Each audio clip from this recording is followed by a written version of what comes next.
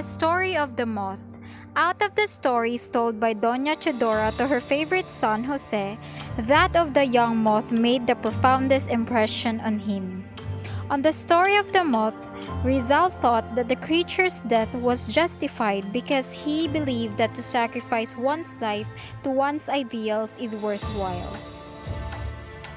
To the Flowers of Heidelberg. Rizal wrote to the Flowers of Heidelberg on April 24, 1886, while he was in Germany and studying ophthalmology. He was fascinated by the flowers in the spring in Heidelberg.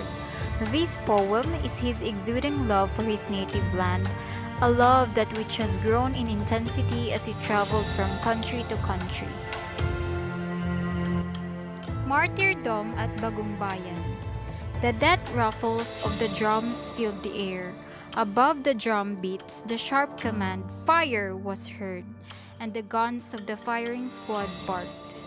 Rizal, with supreme effort, turned his bullet-riddled body to the right, and fell on the ground, dead, with face upward facing the morning sun.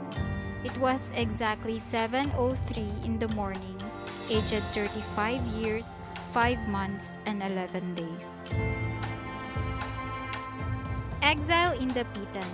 Rizal lived in exile in faraway Dapitan, a remote town in Mindanao which was under the missionary jurisdiction of the Jesuits from 1892 to 1896.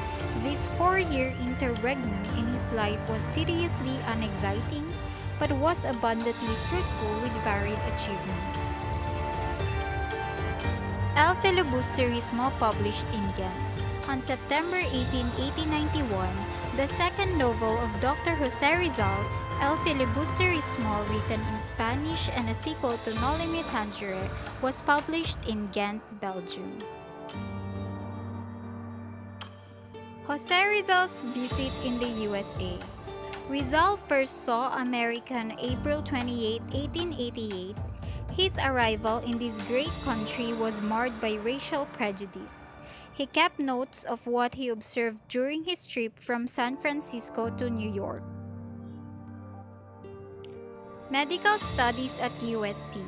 Jose Rizal, having completed his Bachelier en Artes at the Ateneo Municipal, was now eligible for higher education at University of Santo Tomas, a prestigious institution run by the Dominican Order.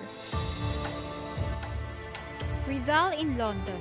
After visiting the United States, Rizal lived in London from May 1888 to March 1889. He chose the English city to be his new home. Childhood years in Calamba. Jose Rizal grew up in a happy home, ruled by good parents, bubbling with joy and sanctified by God's blessings. His native town is Calamba in Laguna.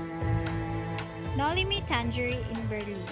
Rizal was brought with great joy after enduring so much sufferings because his first novel, Noli Me Tangere, came off the press in March 1887.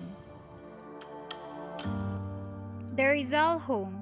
The house of the Rizal family, where the hero was born, was one of the distinguished stone houses during Spanish times.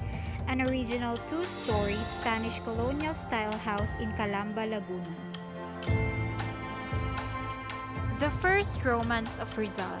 Rizal was linked to numerous women in his day, but the first love he ever had, according to his diary Memorias de un Estudiante de Manila, was Segunda Katigba. Devoted son of the church, Rizal grew up a good Catholic. At the age of 3, Rizal began to take part in the family prayers. Teenage interest in reading. It was during the summer vacation in 1874 in Calamba when Rizal began to take interest in reading romantic novels. Rizal's last homecoming and trial. Rizal's homecoming in 1896, the last in his life, was his saddest return to his beloved native land. He knew he was facing the supreme test, which might mean the sacrifice of his life. Rizal as a musician. Rizal was not deemed as an excellent flutist or singer, but he went on with his musical inclinations by composing his own songs.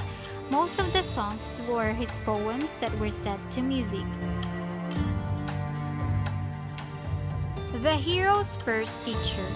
The first teacher of Rizal was his mother, who was a remarkable woman of good character and fine culture.